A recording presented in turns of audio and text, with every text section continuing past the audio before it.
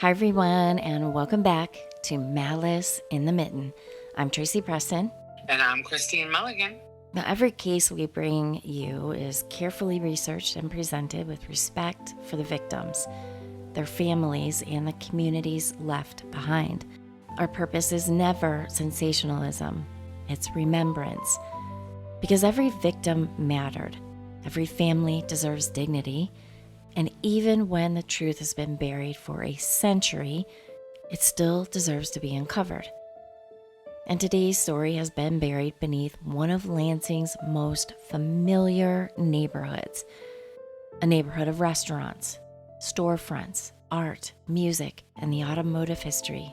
But nearly 100 years ago, behind the produce stands and delivery trucks, another kind of business may have been taking place. A business reportedly enforced not through contracts or competition, but through threats, gunfire, and dynamite.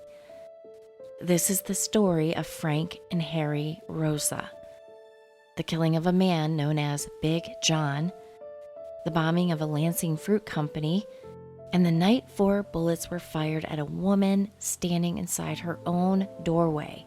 This is the forgotten story of what has become known as Lansing's Bloody Fruit War. But before we move forward, a content warning.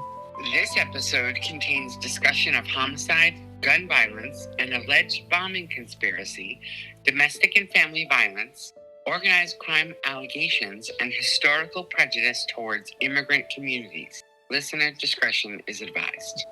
This story occurred during the 1920s, and some of the surviving accounts contain conflicting names, spellings, and allegations. Newspapers of that period also frequently used prejudicial language when reporting on Italian immigrants in Italian-American neighborhoods. We will quote or describe that language only when it is historically necessary, and we will distinguish documented court proceedings from allegations, rumors, and modern retellings. Some details remain unresolved. Where the record is uncertain, we will tell you. Now, Christine, when you think about organized crime during the 1920s, where does your mind immediately go? Chicago, Al Capone, prohibition, speakeasies, bootlegging. Definitely not a fruit stand in Lansing. I know. And that may be one reason this story has remained almost completely unknown, because it does not begin in Chicago. It does not begin in Detroit. It begins on South Washington Avenue, in a neighborhood many of us have driven through dozens, maybe hundreds of times. And people can still visit this location?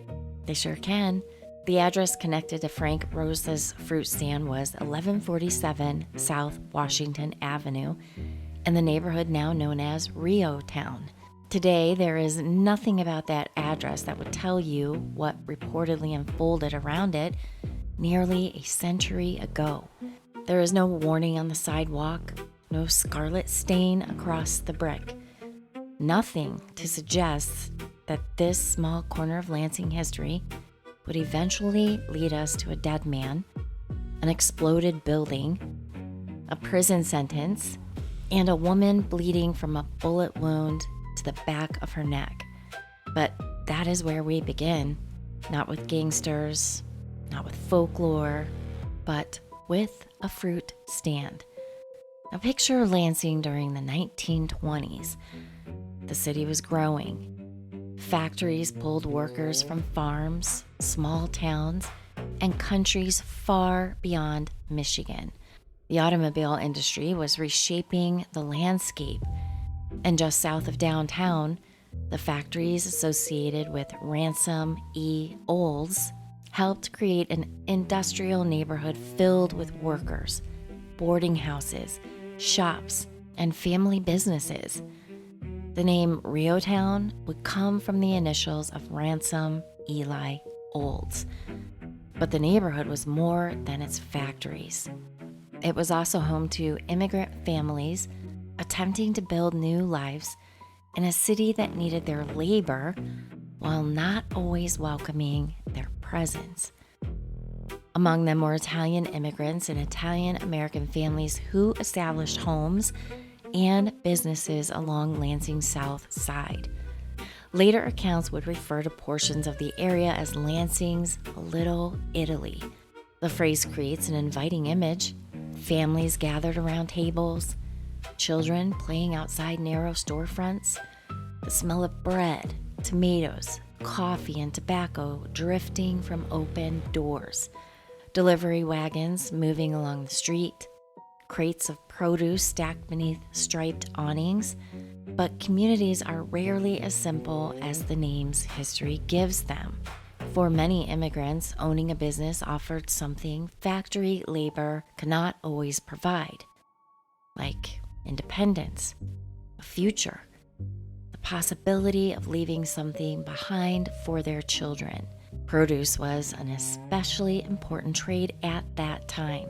Before supermarkets dominated American shopping, families purchased fruits and vegetables from local markets, grocers, street vendors, and neighborhood stands. Behind those stores stood wholesalers who imported, purchased, stored, and distributed produce throughout the region. Control the supply, and you could influence which stores received fresh merchandise, what they paid for it, and whose businesses survived. And sometime during the 1920s, the produce trade in Lansing reportedly became far more than a competition over fruit. Two names emerged from the surviving accounts: the Michigan Fruit Company and the National Fruit Company. Modern retellings describe the businesses as rivals and claim that the men associated with them used intimidation and violence to protect territory and control customers. Some accounts go further, connecting the conflict to La Cosa Nostra. The newspapers document violence. They document a killing. They document a bombing case, and they document a conviction. What they do not yet provide is a clean organizational chart showing a formal mafia hierarchy operating through Lansing's fruit companies. That does not mean organized crime didn't play a role. It means that a suspicion repeated for a century is not automatically the same as evidence, and in this story, appearances become deceptive very quickly. Well, I don't know. I think it's of the time, too. I think anything that was a little bit out of control, or if there were groups against other groups, I think they tied it to the mafia. I think they made those assumptions. And you got to remember, this is the time, like we've spoken about in other stories, this is the time where sensationalism sold newspapers. That's right. And one modern account identifies Frank Rosse and his brother Harry as enforcers for the Michigan Fruit Company. Yet contemporary newspapers later reported that Frank was convicted of attempting to bomb that company's building. Both claims cannot fit neatly together without something missing between them. Perhaps alliances changed and relationships deteriorated. Maybe Frank was never truly employed by the company. Or maybe years of retelling turned a complicated conflict into a simplified war between two sides. For now, this is what we know. Frank Rosse operated a fruit stand at 1147 South Washington Avenue. He was not merely a shadow moving behind a warehouse. He had a public-facing business. Customers could approach his stand. They could see the produce arranged for sale. They could exchange money, make conversation, and continue along Washington Avenue without knowing what else may have been unfolding behind the ordinary rhythm of commerce. Frank was also known by variations of his name. Newspaper records refer to him as J. Frank Rosse, Joe Frank Rosse, and, in some accounts, Frank Rosse. In an era when clerks and reporters routinely altered immigrant names, those variations are not unusual, but they can make reconstructing a life extraordinarily difficult. One letter dropped from a surname can separate a court record from a census entry. One phonetic spelling can make a man disappear into an archive. And Frank Rosse is a man who seems to move in and out of history. First as a fruit seller, then as a defendant, then as a convicted bomber. His brother Harry would become equally notorious. Newspaper coverage later claimed that the Rosse family had been implicated in numerous acts of violence and quoted the Ingham County Sheriff as calling them a menace to Lansing and the surrounding county. Those were severe words.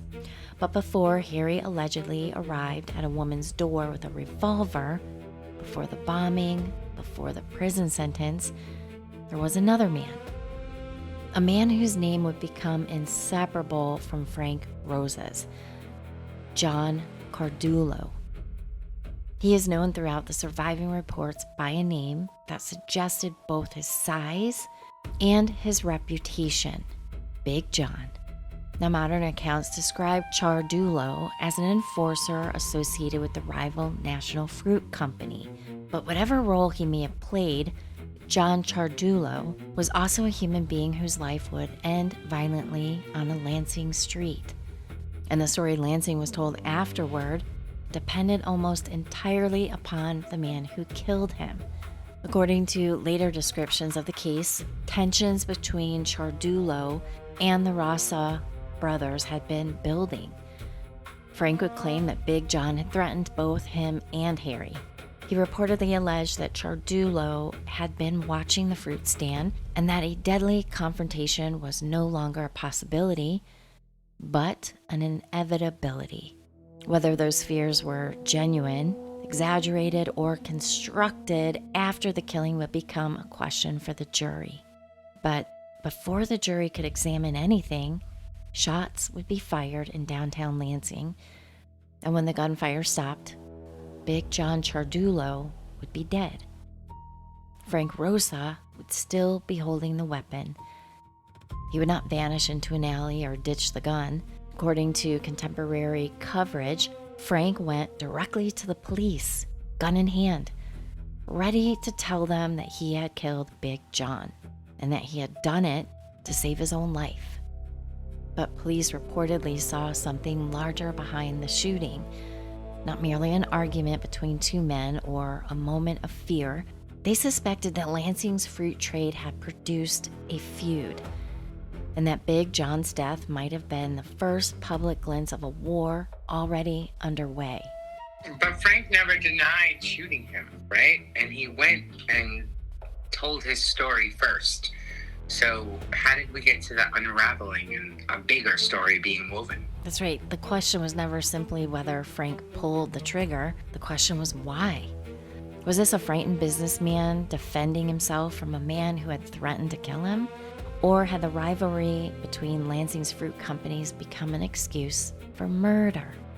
To answer that, investigators would have to look beyond the gun, the fruit stand, and into a world where loyalty, business, and violence may have become impossible to separate. On Monday, August 3rd, 1925, the violence that investigators believe had been building behind the scenes finally entered public view in Lansing's downtown district. The exact sequence of the confrontation is difficult to reconstruct from the surviving summaries, but its outcome is not. John Ciardullo was shot, and Frank Rosse was the man who shot him. Ciardullo collapsed right there on the sidewalk.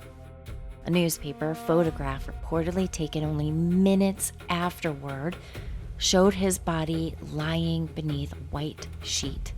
People gathered, police arrived, and whatever argument, threat, or movement had taken place before the gunfire, well, now that was over.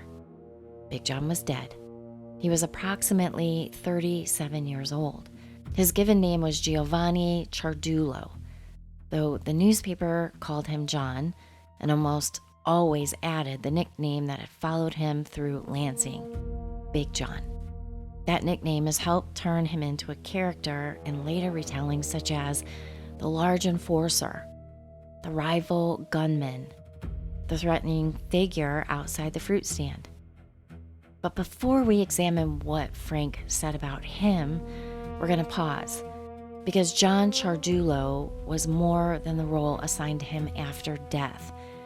He was also a husband, and records identify his wife as Maria. He had relatives and a community who knew him as a person, not merely as the dead man in Frank Rosse's story. Whatever Ciardullo may or may not have done, no accusation was ever tested against him in court. He could no longer explain why he had approached Frank that day. He could not dispute the claim that he had issued threats. And he could not tell a jury whether he had intended to harm anyone. From the moment the shots were fired, only one of the two men involved remained alive to describe what happened. And Frank did not attempt to conceal his involvement. With the gun still in his possession, he hurried to Lansing City Hall and surrendered to police. He admitted shooting Ciardullo, but he denied that it was murder. Frank's defense began almost immediately. He claimed that he believed Big John intended to kill him. And according to later accounts, Frank told authorities that Ciardullo had threatened both him and his brother.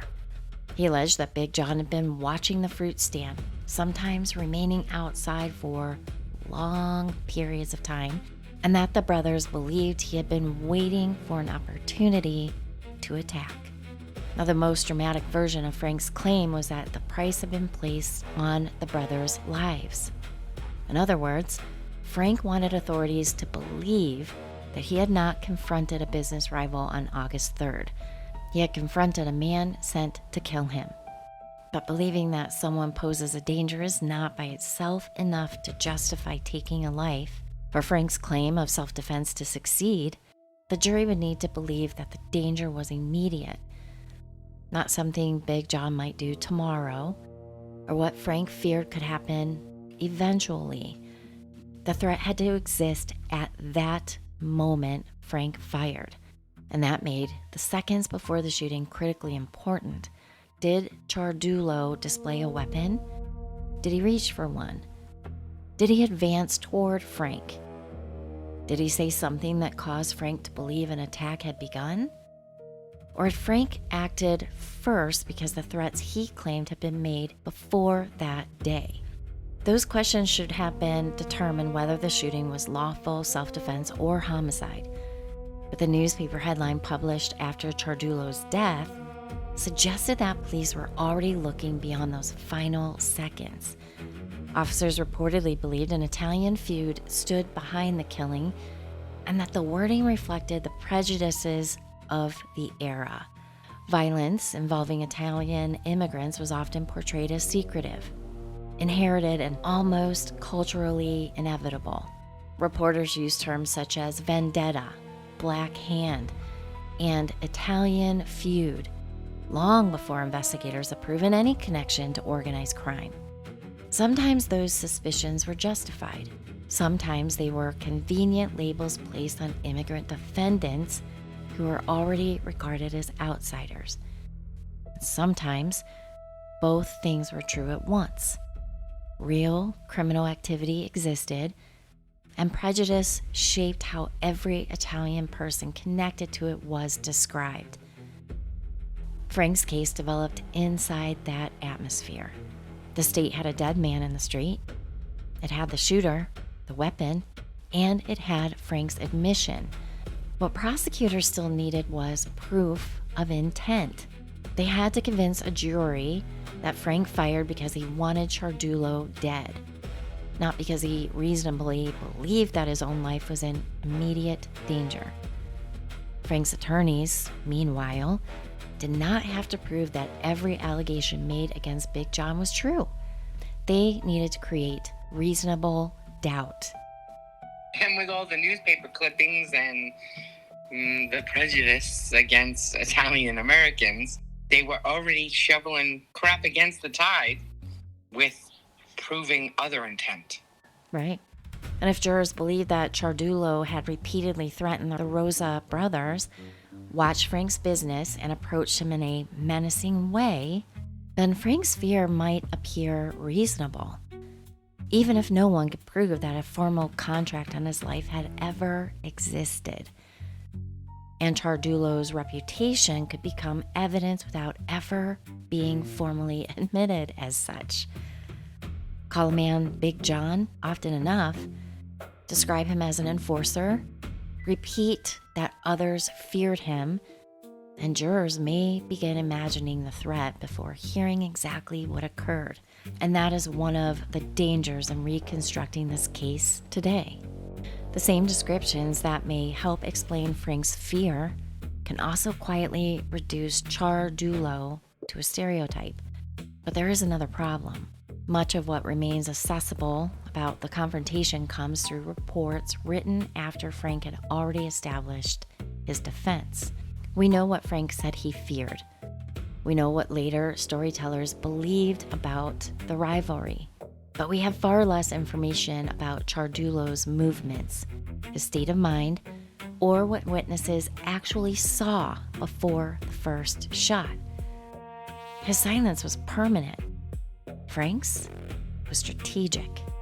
We don't even know, or do we, whether Big John even had a gun. Like, were there any witnesses that said he said anything threatening? Or, like, what else was it besides his reputation and the fact that he was standing outside the fruit stand? The surviving material I found does not give us enough reliable detail to state that he was armed when Frank shot him. We cannot place a weapon in his hand simply because later accounts call him an enforcer. We also cannot conclude that Frank invented every threat merely because Big John can't answer him. What we can say is that Frank's freedom depended upon convincing a jury that the danger was real and immediate. Now, during the months that followed, the shooting became more than a question of who pulled the trigger. It became a contest between two versions of John Ciardullo. In one version, he was a dangerous man who had stalked and threatened the Rosse brothers until Frank was forced to act. In another, he was the victim of a business feud, killed by a rival who then used Ciardullo's reputation to excuse the shooting. The prosecution prepared to call Frank Rosse a killer. The defense prepared to call him a survivor. And in October of 1925, an Ingham County jury would be asked to decide which version they believed, but the courtroom would not be weighing two men equally. Frank would sit before them, able to speak, react, and explain. John Ciardullo would be present only through photographs, witness testimony, and the violent way his life had ended. The man who died could no longer defend his name. The man who killed him was about to defend his freedom. And when the verdict came back, Frank Rosse would walk out of the courtroom. But the violence did not end with Big John's death. It would only become the first event that Frank survived. Yeah, I think it's kind of crazy that there's nothing else in the summaries or the stories or the archives that say anything other than what I'm kind of left with right now before we get any deeper is he created a story to fit his narrative and sold it.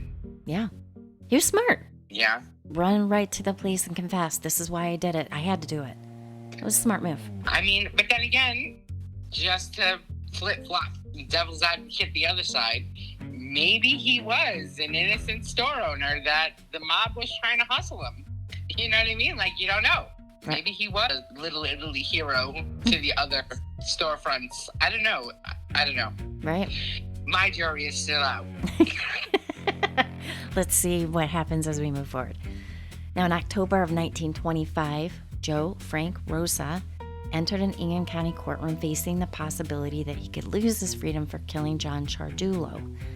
The prosecution had one undeniable fact on its side. Frank had fired those fatal shots, but a criminal conviction required more than proving who held the gun. The state had to overcome Frank's claim that he had acted because he believed his own life was in immediate danger. Inside the courtroom, witnesses were questioned. The events surrounding the confrontation were examined, and the jury was asked to determine what had existed in Frank's mind during those final moments: fear or intent, self-preservation or murder. The surviving newspaper references do not provide us with a complete transcript of the trial. Boy, I wish it did. And we do not have every witness testimony. We do not know precisely how the attorneys reconstructed each movement or how forcefully the prosecution challenged Frank's account. But we know what the jury ultimately decided. Joe Frank Rosse was acquitted. He walked out of the courtroom a free man. Legally, the verdict meant the state had failed to prove his guilt beyond a reasonable doubt. It did not establish that every claim Frank made about John Ciardullo was true. It did not prove that a contract had been placed on Frank or Harry, and it did not provide a complete answer to what happened before the shooting. An acquittal is not always a declaration that an event was fully understood. Sometimes it is an acknowledgement that the available evidence could support more than one reasonable interpretation. In Frank's case, the jury apparently could not dismiss the possibility that he had acted to protect himself. For Frank, that doubt was enough. For John's family, it changed nothing. Maria Ciardullo was still a widow. Those who loved John were left to live with a public version of his death in which his alleged reputation had become inseparable from the reason he was killed. And there was not a second trial in which John's character could be restored. No appeal available to the dead. Okay, well, you haven't talked about the bombing yet, but we have talked about Maria. And I'm starting to think maybe Maria's reaction to the verdict was planning a bombing. All right. Let's see. But I don't know. Do they say anything about family's reaction to the verdict other than what you just said? No. I have not found a surviving statement from Maria or another member of his family. And that silence is one of the most painful gaps in this case. We know what the courts decided. We know what the newspapers said about the men. But the people carrying the grief are largely absent from the record. Sadly, that often happens in historical cases. The accused becomes the central figure because the legal system documents his arrest, his defense, and his future. The person who died can become little more than the event that placed him there. John's life did not become less valuable because a jury acquitted Frank. And Frank's acquittal did not prevent another question from following him out of that courtroom. Had Lansing's violence ended? Or had one man simply survived its first chapter? For a time, Frank returned to life outside prison. He resumed moving through a city where everyone connected to the case knew what had happened.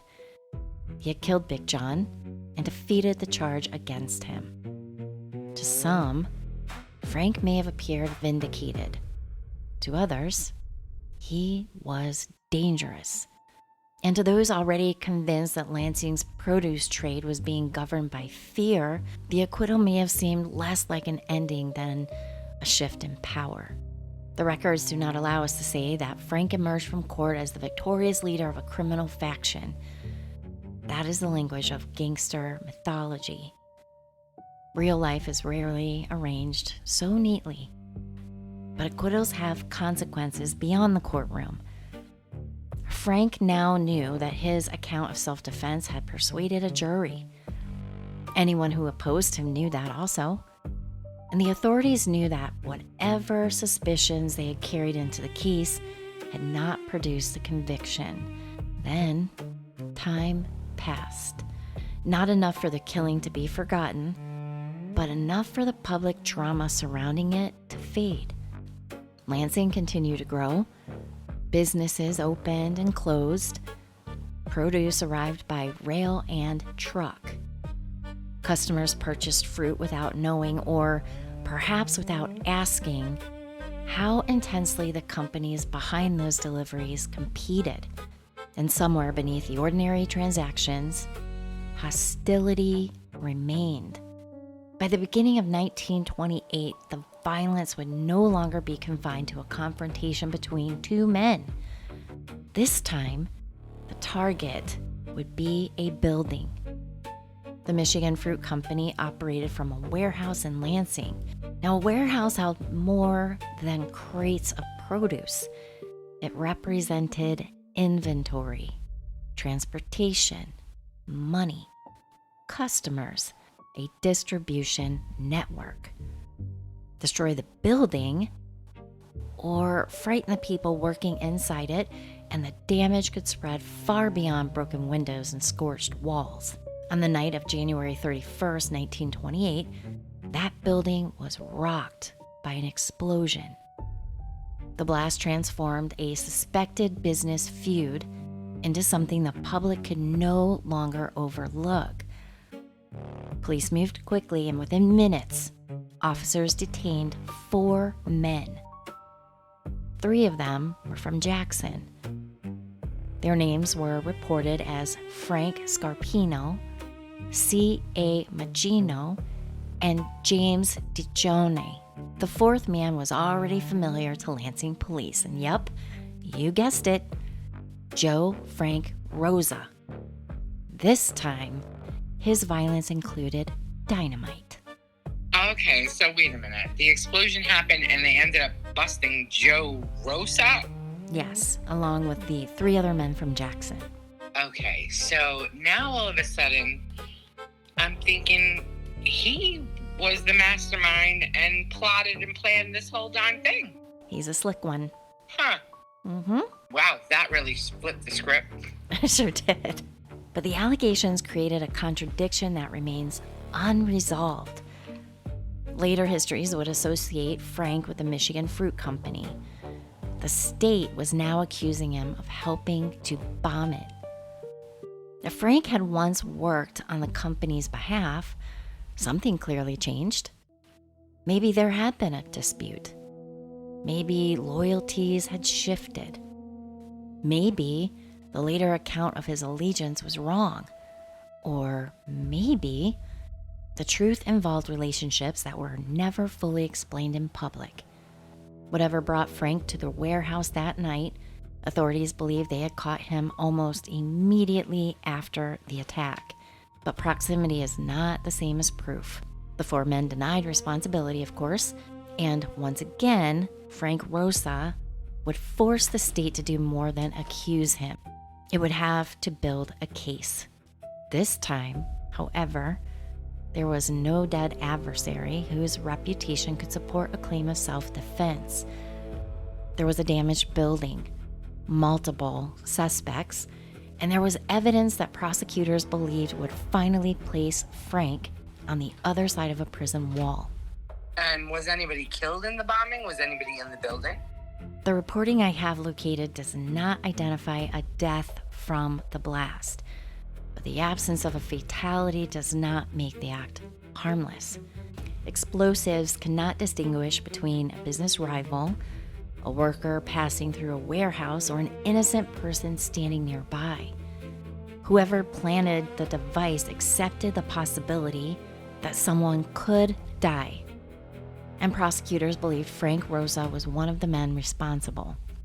Nearly 3 years after a jury allowed him to walk free, Frank was heading back to court. Only this time, he would not be explaining why he had fired a gun. He would be answering for a bomb. The case against Joe Frank Rosse, Frank Scarpino, C.A. Magino, and James DiGione moved into the Ingham County court system in February of 1928. All 4 men denied responsibility for the explosion, and once those denials were entered, the speed of their arrests became only the beginning of the state's case. Police may have detained the men within minutes of the bombing, but prosecutors still had to prove that they had participated in it. They needed to connect the defendants to the explosives, to the building, and to one another. The surviving newspaper reports tell us that the 4 men stood trial together. They do not preserve every piece of evidence placed before a jury, and we do not have a complete transcript identifying exactly what officers saw when the men were stopped, what was recovered from them, or whether anyone witnessed the device being placed. That missing material limits what we can responsibly say. We know authorities believe the arrest had interrupted something already in motion. We know the defendants insisted they were innocent. But between those two positions lies the evidence that persuaded or failed to persuade the jury. And much of that evidence has disappeared from the accessible record. That absence should not be filled with imagination, and we cannot invent a dramatic pursuit through Lansing. We cannot place sticks of dynamite in a vehicle unless the court record tells us they were there, and we cannot assume that all 4 men played identical roles merely because they were tied together. What we can examine is the accusation itself. The state alleged that someone had deliberately brought explosives to a commercial building, and that required preparation. A device had to be acquired or assembled. The location had to be selected. And whoever carried out the attack had to accept that employees, neighbors, police officers, or people passing nearby might be injured or killed. Even if the intention was only to damage property, a bomb released into a city block cannot be controlled once it explodes. Did authorities ever explain what the attackers were trying to accomplish? I mean, did they ever tie any of them to getting any of the materials, or I don't know, this just sounds a little hinky to me still. Yeah, this is not clearly defined in any of the material that we currently have. Financial damage is one possibility, intimidation is another.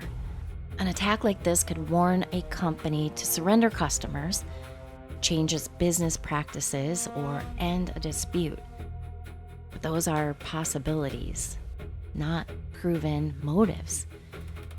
The state's accusation told the public what it believed the men had done. It did not necessarily explain why. And that missing motive returns us to the contradiction surrounding Frank. If he had truly acted as an enforcer for the Michigan Fruit Company, why would he later participate in an effort to destroy its building? Maybe Frank had broken with the company. Maybe the modern description of his role is inaccurate. Or maybe enforcer of the company is too simple a phrase for relationships that may have shifted according to money, loyalty, and survival. We may never be able to draw a clean line through those alliances. The court did not need to solve the entire history of Lansing's fruit trade. It needed to determine whether these 4 men were responsible for this explosion. And for Frank, the stakes were very different from those he had faced in 1925. There was no claim that an immediate threat had forced him to act, and no opposing man whose alleged reputation could shape the jury's understanding of the encounter. This case centered on preparation, participation, and whether the state could prove that Frank had joined a planned attack. So, the proceedings moved forward. Witnesses again testified. Attorneys argued over what the arrest and surrounding circumstances actually demonstrated. And jurors were asked to decide whether 4 men found near the aftermath of a bombing were innocent bystanders or the men who had caused it. Not every defendant would necessarily carry Frank's history into that courtroom, but Frank's name was already known. Some jurors may have remembered the killing of Big John. They may have remembered the earlier trial. They may have remembered that Frank had admitted taking a life and still walked free. Legally, the earlier acquittal should not have served as proof that Frank committed another crime. But the jurors are human. A reputation does not disappear simply because a judge instructs people to consider only the evidence before them. And that right there creates another uncertainty. Did Frank's history unfairly influence the bombing case? Or did his past merely make authorities recognize a man who had now become involved in another violent prosecution? I don't know. That's hard because sometimes if it walks like a duck, it might be a duck. You know what I mean? I don't know. He's the one that introduced the idea, or at least in my hearing of the retelling, he seems to be the one that introduced the idea of gang-like structure, intimidation from another company in the form of Big John. But then only a few years later, he's the one caught near destruction of the company he claims to have been afraid of. I don't know. If you hear hoof prints, it's usually a horse, not a zebra. Right. I know it leaves you wondering, could he have done it, or is he innocent? It's hard to say. I don't know. It is hard to say because there's also the frame of mind where if you think back to the original case, all of his claims of the fear and the intimidation and the contracts on his life, you know, a lot of times those who are doing wrong point the finger elsewhere of the same wrongs that they're actually doing. Right. It's interesting. Now, this time, the result would not be an acquittal. Frank Rosse was convicted of attempting to place bombs in the Michigan Fruit Company building. The wording used in the later newspaper account is important because it did not merely say that Frank had been present after an explosion. It said he had been convicted of attempting to place the bombs. The jury had accepted the state's case, and the man who had left his first trial with his freedom would not leave this one the same way. Judge Charles Collingwood sentenced Frank to serve between 10 and 25 years in Jackson. The minimum alone represented nearly the length of time that had passed since the beginning of the new century. Frank would exchange the streets of Lansing for the walls of one of Michigan's most notorious prisons. His fruit stand would continue without him, or close. His relationships would be strained by distance. And whatever authority he had once held outside prison would now depend upon messages, visits, and the people willing to remain loyal to him. But confinement did not remove Frank from the lives of those he had left behind. According to later reporting, he was doing prison labor. The money he earned was meager, yet a dispute involving only $10 would soon become the alleged explanation for yet another eruption of violence. This time, the target would not be a fruit company, it would not be a warehouse, and it would not be a rival whom the newspapers had already labeled dangerous. The target? Frank's wife. While Frank was incarcerated, she began to seek a divorce. That decision would have allowed her to step away from the turmoil surrounding the Rosse family. Instead, it may have placed her directly in its path. On a Saturday night in August of 1929, Mrs. Rosse was inside her Lansing home when someone came to the door. Now, as we know, divorce carried significant social judgment during the 1920s, especially for women. Leaving a husband could mean losing financial security, community support, and even relationships with members of her own family. But Frank's imprisonment may have offered Mrs. Rosse an opportunity she had not possessed while he remained in Lansing. Distance, the possibility of separation, and perhaps the chance to begin again. Then, Frank's brother, Harry Rosse, already known to local authorities, stepped up to the front door. The newspaper would later describe him not simply as Frank's brother, but as a member of a family repeatedly connected to violence. Whatever Harry intended to say when he arrived, the encounter did not remain a conversation. Mrs. Rosse opened the door. Harry allegedly drew a revolver and fired. Once, twice, 3 times, 4. And one of those bullets struck Mrs. Rosse in the back of the neck. The location of the wound suggests that she may have seen the gun and was trying to get away, but we just don't have enough information to reconstruct her movement with certainty. What it does tell us is remarkable. Mrs. Rosse survived. A bullet had entered the back of her neck, yet the wound was not fatal. She was alive, wounded, terrified, and left to explain why her husband's brother had stood at her door and fired 4 rounds in her direction. The explanation reported afterward was almost impossible to comprehend. According to Mrs. Rosse, the attack involved $10. Frank had apparently earned that small amount of money while performing labor inside Jackson Prison, which he sent home to his wife. Harry allegedly objected to that, and the newspaper suggested that her receipt of those prison earnings had become the reason or the excuse for the confrontation. $10. Harry wanted the $10, and mind you, back in 1920, but what was $10 was really more like $100 or maybe even $1,000. Regardless, he sent it to his wife. So why was the brother all up in arms? So is the brother actually akin to the Cosa Nostra? Even in 1929, $10 was not enough money to explain 4 gunshots. Money may have been what they argued about, but money alone does not explain the decision to bring a revolver to a woman's home.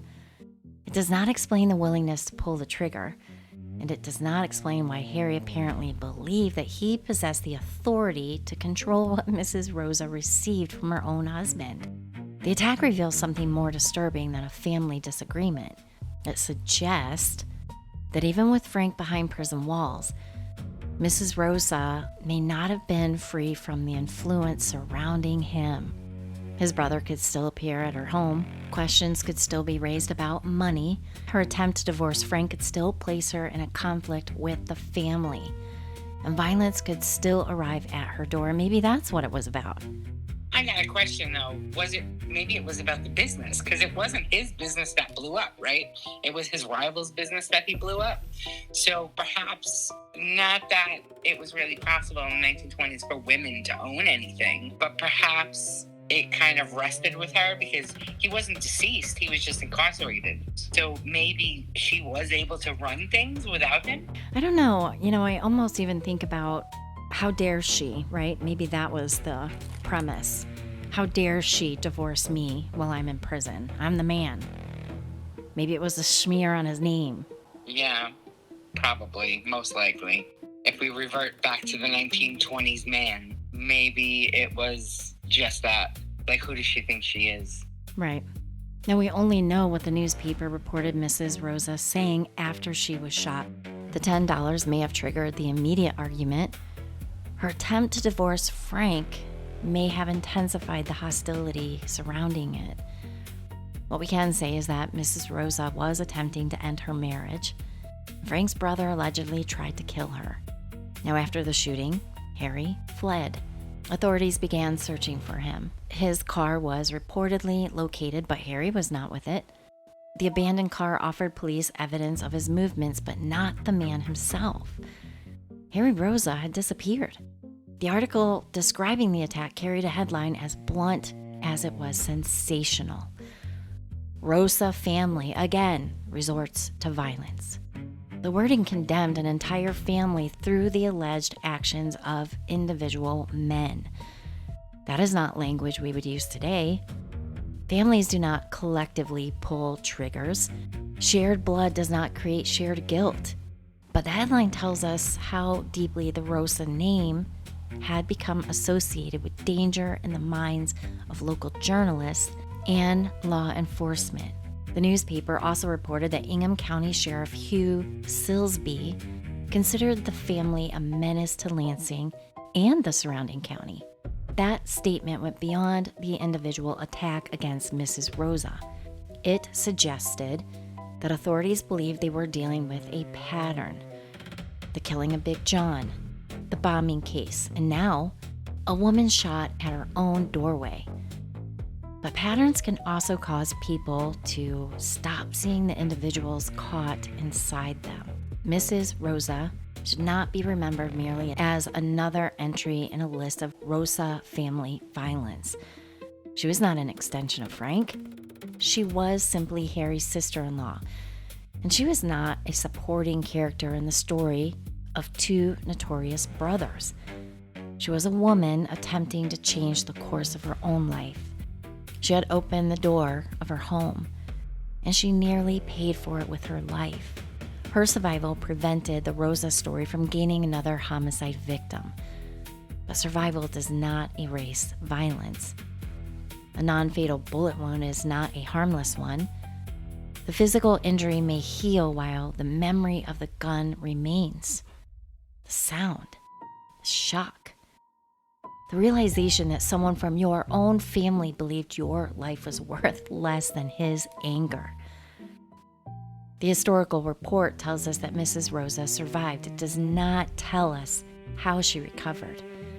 It does not tell us whether she felt safe returning home, whether the divorce was finalized, and it does not tell us what became of the life she had been trying to reclaim. Newspapers followed the manhunt, the accusation, and the men whose names were already familiar to police.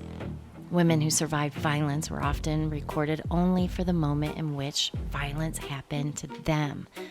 Then the public moved on, but we will not. Because this story did not begin with a notorious family. It began with people. John Ciardullo lost his life. Mrs. Rosse nearly lost hers. And behind every allegation of business warfare, criminal allegiance, and family reputation were human beings forced to carry the consequences. Harry's disappearance left another unresolved question hanging over Lansing. Had he simply fled the immediate search? Had someone helped conceal him? And would authorities ever force him to answer for the 4 shots fired at Mrs. Rosse? Now, before we can close this chapter, we need to follow what happened after the gunfire and determine whether Harry Rosse was ever found. By the time police located Harry Rosse's automobile, the man they were searching for was gone. The vehicle could not explain where he had gone. It could not tell investigators whether he had abandoned it deliberately, transferred into another car, continued on foot, or received help from someone willing to conceal him. It was evidence of flight, but not a map to the fugitive. Authorities now had to search for a man who knew Lansing, knew the surrounding roads, and may have understood how quickly police began closing off the easiest routes of the city. Harry had another potential advantage. His name was already familiar. People who knew the Rosse family may have recognized the danger of assisting him, but familiarity could also create loyalty. A place to sleep, a change of clothes, a ride beyond the county line. All of those things were possible, but there is nothing that we can confirm. And this is where Harry Rosse's trial begins to fade. The newspaper tells us that police found his car, but it tells us they had not found Harry. There is no clear follow-up explaining exactly when he was captured, what charges were ultimately filed, or whether he ever stood before a jury for shooting Mrs. Rosse. That does not prove he escaped justice forever. It means the answer has not yet emerged from the surviving material available. There may have been a later article under a different spelling of his name. A court file may exist without having been digitized. The case may have been reduced, dismissed, or resolved in a way that received little attention. Or Harry may simply have disappeared from Lansing's newspapers once the immediate drama passed. Historical silence can be deeply frustrating, especially when the person missing from the record is the accused. and the person left behind was the one who had been shot. Mrs. Rosse survived 4 rounds fired in her direction, yet the surviving coverage gives us more detail about Harry's abandoned automobile than it gives us about her recovery. We do not learn how long she needed medical care, whether the bullet was removed, if she suffered lasting damage, if she returned back home, or whether she lived in fear that Harry would come back before police found him. That imbalance tells us something important about the way violent stories were recorded. The chase was news. The missing gunman was news. The notorious family name was news. But a woman rebuilding her life after the Porters left was not. And the newspaper preserved her primarily through her relationship to Frank, Mrs. Rosse, Frank Rosse's wife, Harry Rosse's sister-in-law. Even during an attack against her, the public record defined her through the men surrounding her. So typical of the times, right? Are you trying to get me riled up? It's fun. Oh, God, yeah. Unfortunately, the 1920s, although I would like, if time travel was a thing, I'd like to go back to that time just for the speakeasy of it all. However, being a woman, I probably would have been killed or in jail, no doubt, within minutes. Mm-hmm. Because women were like wallpaper. Right. Pretty to look at, but nobody really paid any mind to them until they were peeling or freaking out. Yeah, it would be nice to have that time travel closet if it took us back to the very beginning of the whole wars things, just so we could observe what happened. That would be fun. Or dangerous. Not sure. But she supposedly survived, as far as we know, right? She survived. She carried the injury, and she was the person whose future had been placed in danger because someone apparently believed her choices required a punishment. Frank remained at Jackson. Harry remained beyond the reach of officers, at least when the article went to press. And Lansing was left with another episode of violence tied to the same name. To law enforcement, the events appeared to form a pattern. To the newspapers, they became a headline. To later storytellers, they became part of a fruit war. But patterns can create false simplicity.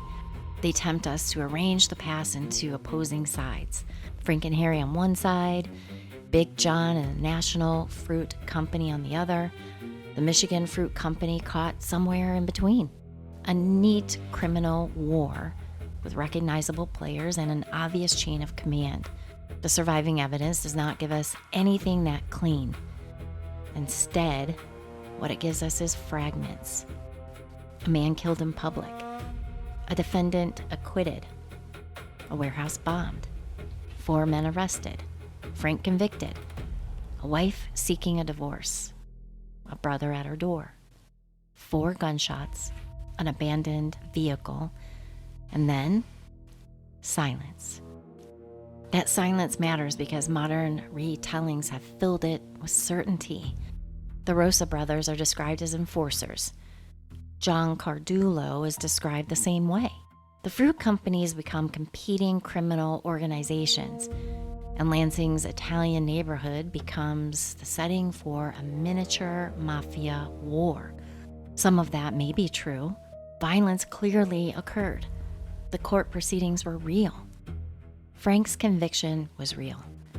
Mrs. Rosse's wound was real, but the evidence presently available does not prove every role later assigned to the people involved. And when history becomes too polished, the legend can begin replacing the lives underneath it. Big John becomes nothing more than a threatening enforcer. Frank becomes a colorful gangster who escaped one charge but not the next. Harry becomes the violent brother who vanished into the night. Mrs. Rosse becomes the unnamed woman caught between them. Those descriptions are memorable, but they are not complete people. And maybe that's how the story nearly disappeared. Not because nothing happened, but because what happened was eventually reduced to an entertaining piece of local mob lore. The dead man became part of the scenery. The surviving woman lost her name. The violence became an anecdote attached to an old building, and the city moved forward. New businesses replaced the old ones. Automobiles changed. Streets were widened and repaired. The neighborhood surrounding South Washington Avenue evolved. People walked past the former site of Frank's stand without knowing that a century-old story of rivalry, gunfire, and explosives had once been connected to it. There was no reason for them to know. The past left no visible warning behind. Only records, headlines, and names waited for someone to ask why they were there. Henry Rosse may have disappeared from the immediate reach of Lansing police, but the history surrounding the Rosse family did not disappear completely. It remains scattered through newspaper archives and local memory, waiting to be gathered into a story. The question now is what kind of story we choose to tell. A sensational tale about Michigan gangsters? A forgotten chapter of Lansing's business history? Or a warning about what happens when violence becomes more memorable than the people who endured it? It's been nearly 100 years since the names Frank Rosse, Harry Rosse, and John Ciardullo appeared in Lansing newspapers. The businesses connected to them are gone. The men are gone. The reporters who covered their trials are gone. And the city surrounding South Washington Avenue has changed again and again. Factories closed. Buildings found new purposes. Neighborhoods were renamed, restored, and rediscovered. Today, REO Town is known for restaurants, music, art, independent businesses, and the enormous legacy of Lansing's automotive industry. People gather there. They eat, they celebrate, they join live podcasts. They walk the same streets where earlier generations worked, argued, struggled, and dreamed. Most will never know that an ordinary fruit stand once stood at the center of a story involving death, explosives, imprisonment, and a woman shot at her own front door. Maybe that is not unusual. Cities are built in layers. The present sits directly on top of the past, even when no marker tells us what happened beneath our feet. But when the pieces of that past return, we have a responsibility to decide how we will remember them. The easiest version of this story is also the most entertaining. Gangsters in Lansing, rival fruit companies, enforcers guarding territory, a downtown shooting, a warehouse bombing, brothers who inspired fear throughout the city. Now that version is easy to package. It has danger, mystery, and the unexpected novelty of finding organized crime allegations in a place where many people would never think to look. But the more entertaining a historical story becomes, the easier it is to lose the people inside of it. John Ciardullo becomes Big John, a nickname, a reputation, a supposed enforcer whose death serves mainly to introduce Frank Rosse. We are told that he was feared, that he issued threats, that Frank believed John had been sent to kill him. But we hear very little from the people who loved John. We do not hear Maria describe the moment she learned her husband was dead, what she believed happened on that Lansing street, or whether she accepted the verdict, resented it, or carried unanswered questions for the rest of her life. The historical record preserved the man accused of killing John in far greater detail than it preserved the family who buried him. Then there's Mrs. Rosse. Her first name remains absent from the report I found. Instead, history remembers her as a wife, a sister-in-law, a woman seeking a divorce, a woman who accepted $10 her husband earned in prison, a woman who opened her door and was shot in the back of the neck. She survived, and it was her survival that allowed the newspapers to move on. There was no homicide trial to keep her name before the public, no funeral to report, no dramatic conclusion that forced the city to confront what happened to her. She lived, and then disappeared from the story. That is why remembrance matters. Not because we can repair what happened or because we can recover every missing document or answer every unresolved question, but because we can refuse to let violence erase someone twice. First from the life they were living, and then from the history written afterward. And to be quite honest, I guess we'll never really know if there was really an organized fruit war. Right. We may eventually uncover more. There may be court files, family records, or newspaper reports that have not yet been digitized. There may be documents sitting in an archive under a misspelled name. But based on the evidence we currently have, we must separate what is documented from what has been repeated. What's documented is this: Frank killed John Ciardullo and was acquitted after claiming self-defense. The Michigan Fruit Company building was bombed. Frank's conviction and prison sentence: Harry allegedly shot Mrs. Rosse and fled before police could immediately locate him. The claim that all of this formed part of a formal La Cosa Nostra operation is not established as clearly. It may reflect real underworld connections. It may also represent decades of local storytelling attempted to organize scattered acts of violence into a single understandable narrative.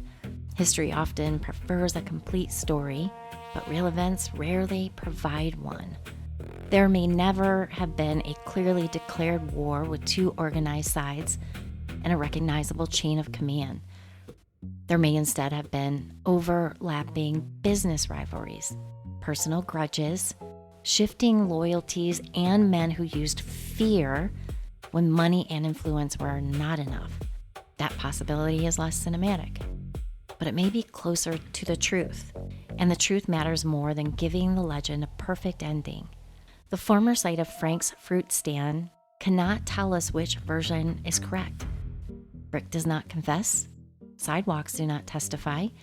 An address can preserve where something happened, but not why. The answers remain scattered across trial records, newspaper columns, and the lives of people whose descendants may not even know their families were connected to this story. Still, the location gives us something important, a way to understand, or rather, the lack of it. This did not happen in a faraway criminal empire. It did not unfold only in cities whose names have become synonymous with organized crime. It happened here, in Lansing, near factories where thousands of people worked, near homes where families ate dinner and children slept, near businesses where customers purchased food and continued with their day. Violence does not always announce itself through a dark alley or a notorious address. Sometimes it stands behind a counter. Sometimes it hides inside an ordinary business. Sometimes it arrives at a woman's door disguised as family. And sometimes after the sirens stop and the headlines fade, an entire city forgets that it happened at all. Frank Rosse's name survived because he was accused, tried, and convicted. Harry's survived because police searched for him. John Ciardullo's name survived because he died. Mrs. Rosse's name did not survive with the same clarity, but her life did. She endured the gunfire, the wound, and whatever happened after reporters stopped writing about her. She carried her story forward, and we may never know where she went, whether she completed the divorce or found the freedom she had been seeking. But tonight she is no longer merely the unnamed woman standing behind the Rosse brothers. She is a survivor whose life mattered. John Ciardullo is no longer merely Big John, the threatening figure used to explain another man's defense. He was a human being whose death left a widow and a silence the surviving record is never fully answered. That is what remains when the mythology is stripped away. Not gangsters, not fruit companies, not even the explosion. People. One man died. One woman nearly killed. Families left with consequences that lasted long after Lansing stopped paying attention. REO Town has changed. The fruit stand is gone. The businesses moved on. But beneath restored storefronts and the sound of traffic along South Washington Avenue, the past remains exactly where it happened, waiting beneath the ordinary, beneath the legend, waiting for someone to remember that before this became a story, it was someone's life. We may never know whether Lansing truly fought a fruit war, but we know who was caught in the violence, and we know that they deserve more than a footnote. John Ciardullo mattered, and so did Mrs. Rosse. Their suffering should never be reduced to local folklore or a clever story about gangsters hiding behind crates of fruit. Because here at Malice in the Mitten, we do not remember violence for the people who caused it. We remember the people forced to survive it, and the people who never had that chance.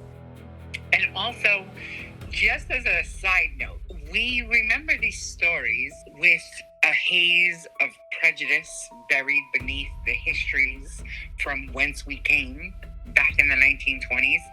Because if I'm honest, this whole story would have taken on a different tone if you started it and you pronounced his name as Rosse, the Rosse brothers. Right off the bat, I would have automatically been assuming that they were organized crime. But because you called them Rosse, I was more into the story. But if it would have been John and Harry Rosse, I don't know, it would have changed the whole tone. So it's kind of a human folly that we always have these layers of prejudice in our history interwoven. Yeah, it's something that we just can't get away from. Horrible. Yeah. I'm Tracy Preston. And I'm Christine Mulligan. And this is Malice in the Mitten. Where the story matters. But the truth matters more. So please follow, rate, subscribe, and leave us a positive review. Thanks so much for joining us today and every week. If you're new to the show, we are so glad you found us. For those loyal listeners, we cannot thank you enough for your support. Hit all those buttons, smash those buttons, give us all the stars, like, subscribe on whatever platform you listen to us on. And we'll see you all back on Friday for F-Bomb. Have a great week, everybody. Bye. Bye.